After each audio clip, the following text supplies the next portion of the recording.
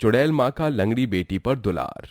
पायल 22 साल की लड़की थी जो अपने बाबा और सौतेली माँ के साथ रहती थी। उसकी एक सौतेली बहन भी थी। पायल अपने एक पैर से लंगड़ी थी। सुनिए जी, कब तक आपकी ये सौतेली औलाद मेरी छाती पर नाचती रहेगी? अरे कोई अच्छा घर बार देखकर आप इसकी शादी कर दीजिए। मैं कोशिश तो कर रहा हूँ, और मेरी सौतेली औलाद से तुम्हारा क्या मतलब? पायल जितनी मेरी बच्ची है उतनी ही तुम्हारी भी है। अक्षिता, अब मुझसे ये बातें बाद में कर लेना। अभी मुझे देर हो रही है, मैं काम पर जा रहा हूँ। दिलीप काम पर चला गया। आज बाप को काम पर जाने में जरा देर क्या हो गई? ये लंगड़ी माई खुद को इस घर की मालकिन समझने लगी। अभी उठाती हूँ इसे। पायल अपने कमरे में सो रही थी। अक्षिता गुस्से में पायल के कमरे में जग भर के पानी लेकर पहुंची और पूरा पानी बेसुध सोती हुई पायल पर उड़ेल दिया। आह आह आह, क्यों री लंगड़ी, सोकर उठना नहीं है तुझे? माँ, आप मेरे साथ ऐसा क्यों करती हो? चल चल, अपने इस मनहूस मुंह से मुझे माँ मत बुला, और हाँ, जल्दी से मुझे चाय बना कर दे। बेचारी पायल अपने एक पांव से ही उठकर खड़ी हो गई और अक्षिता को चाय बना कर दी। लो माँ, मेरा मतलब। लंगड़ी लंगोटो, तुझसे बोला था ना कि मुझे माँ मत बुलाना। अक्षिता ने ऐसे बोलकर पायल को जोर से लात मारी और वो जमीन पर गिर पड़ी। तेरी जगह यहाँ मेरे कदमों में है। तू मेरी बेटी नहीं, बस मेरी नौकरानी बनने के लायक है। अक्षिता को ऐसे करते देख उसकी बेटी पूनम ने देख लिया और वो जोर जोर से हंसने लगी। अरे वाह, आज तुम तुम्हारी सही जगह पर हो पायल। जिस तरह पायल की जगह पैर में है, उसी तरह तुम्हारी जगह भी हमारे पैरों में ही है। ये हुई ना मेरी बेटी वाली बात। अक्षिता ने ऐसे बोलकर पायल को एक और लात मारी और उसे घर से बाहर धकेल दिया। अब तू यहीं धूप में ही मर। बेचारी पायल बाहर बैठकर सुबक सुबक कर रोने लगी कि तभी उसे किसी का हाथ अपने कंधे पर महसूस हुआ। माँ, आप आ गई।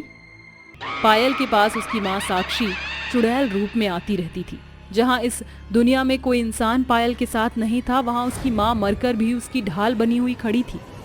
मेरी बच्ची, मुझे बता, तेरी आंखों में आंसू किस गद्दार की वजह से आए हैं? बोल मेरी बच्ची, मुझे बता।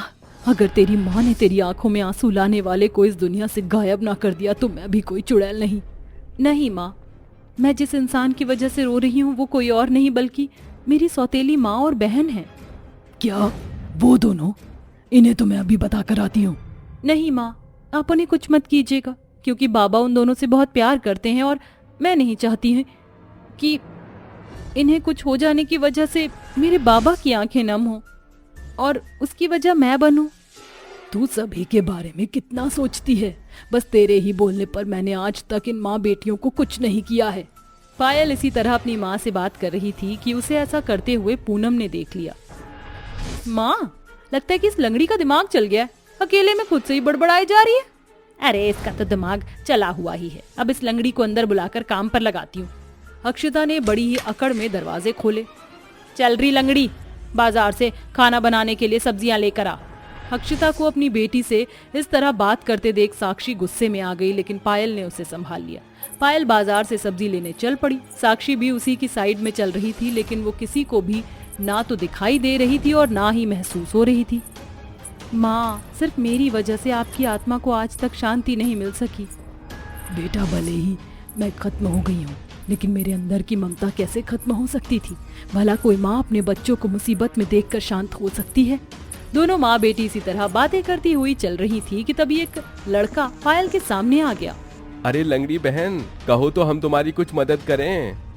वो लड़का इसी तरह पायल को लंगड़ी लंगड़ी बुलाने लगा, जिसकी वजह से साक्षी को गुस्सा आ गया और उसने अपने जादू से उस लड़के को वहीं हवा में लटका दिया। अरे अरे, छोड़ो छोड़ो मुझे, कोई बचाओ। उसके बाद साक्षी भयानक आवाज में बोली, बोल, अब अकल आई तुझमें? अगर आगे से कभी भी तूने मेरी बच्ची को परेशान करने की कोशिश की तो मुझसे बुरा कोई नहीं होगा। साक्षी ने उस लड़के से ऐसे बोलकर उसे जमीन में दे मारा। वो लड़का बहुत डर गया और वहाँ से भाग गया।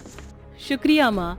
पायल ने साक्षी को गले से लगा लिया। पायल को घाव देने वाले तो दुनिया में हजारों लोग थे, लेकिन उसके घाव पर मरहम लगाने के लिए उसकी मरी हुई माँ ही काफी थी। पायल ने बाजार से सब्जियां खरीदी और वो घर लौट आई। बेटा, अब मैं चलती हूँ। साक्षी ऐसा बोलकर वहाँ से गायब हो गई। पायल सब्जियां लेकर घर पहुँच गई। क्यों री लंगड़ी, इतनी देर तुझे कहाँ लग गई? माँ, मेरे पास आप लोगों की तरह दो पाँव नहीं है, इसीलिए मुझे आने जाने में समय लग जाता है। मैंने तुझसे सफाइयां नहीं मांगी, इधर आ, तुझे बताती हूँ। अक्षिता ने पायल की चोटी पकड़ ली। आह आह। दर्द हो रहा है? अभी और होगा। पूनम, मुझे अपनी हील वाली सैंडल तो दे। जी मम्मी। अक्षिता ने पूनम से उसकी सैंडल ली और बेचारी पायल को बिना बात ही मारने लगी। पायल जोर जोर से दर्द भरी चीखों से चिल्लाने लगी, जिसे सुनकर साक्षी वहां पहुंच गई। पत्थर दिल औरत, मैं आज तक बस अपनी बेटी की वजह से चुप थी, लेकिन अब। साक्षी अपना चुड़ैल रूप लिए सभी के सामने आ गई। उसकी आंखों में माँ की ममता और गुस्सा साफ साफ छलक रहा था। अचानक ही घर की लाइटें जल बुझ होने लगी। तुम कौन हो? बचाओ मम्मी, बचाओ मुझे। साक्षी जोर से हंसी और अक्षिता का गला पकड़ लिया। क्यों तू मेरी बेटी की दुश्मन बनी रहती है? बोल, क्या बिगाड़ा है इसने तेरा? बोल। साक्षी अक्षिता का गला घोटने लगी। अक्षिता कुछ भी बोल नहीं पा रही थी। अक्षिता का दम बस निकलने ही वाला था कि तभी पायल ने साक्षी का हाथ पकड़ लिया और अक्षिता का गला छुड़ा दिया। माँ, ये आप क्या कर रही हो? अक्षिता पायल के मुंह से उस चुड़ैल को माँ बोलते देख हैरान हो गई। माँ, इसका मतलब तुम साक्षी हो? हाँ, मैं वही हूँ, लेकिन आज तू मुझसे नहीं बचेगी। साक्षी अक्षिता पर झपटी। माँ रुक जाओ, ऐसा मत करो, आप प्लीज इन्हें माफ कर दो। अपने इतने अत्याचारों के बाद भी अक्षिता पायल को उसकी जान बचाते देख हैरान हो गई। सिर्फ तेरे ही कहने पर मैं इस औरत को बख्श रही हूँ, लेकिन अगर कभी भी तूने मेरी बेटी को परेशान किया तो मैं अपनी हद खो दूंगी, समझी? अक्षिता को उसकी गलती समझ आ गई। वहीं दरवाजे पर खड़े दिलीप ने भी ये सब बातें सुन ली थी। अक्षिता के कुछ बोलने से पहले ही दिलीप बोल पड़ा। साक्षी, मैं तुम्हें वचन देता हूँ, मैं हमारी बच्ची की रक्षा करूंगा। आज तुमने मुझे वो दिखा दिया जो मैं कभी भी नहीं देख सका। मैं तुमसे वादा करता हूँ कि मैं हमारी बच्ची पर कोई भी अत्याचार नहीं होने दूंगा। पायल ने साक्षी की तरफ मुस्कुरा कर देखा। ठीक है मेरी बच्ची, तू खुद को अकेला मत समझना, जब भी तुझे मेरी जरूरत होगी मैं आ जाऊंगी। ऐसे बोलकर साक्षी गायब हो गई। अक्षिता और उसकी बेटी ने पायल से माफी मांगी और उस दिन के बाद से अक्षिता और पूनम ने पायल को कभी परेशान नहीं किया और सभी खुशी खुशी रहने लगे।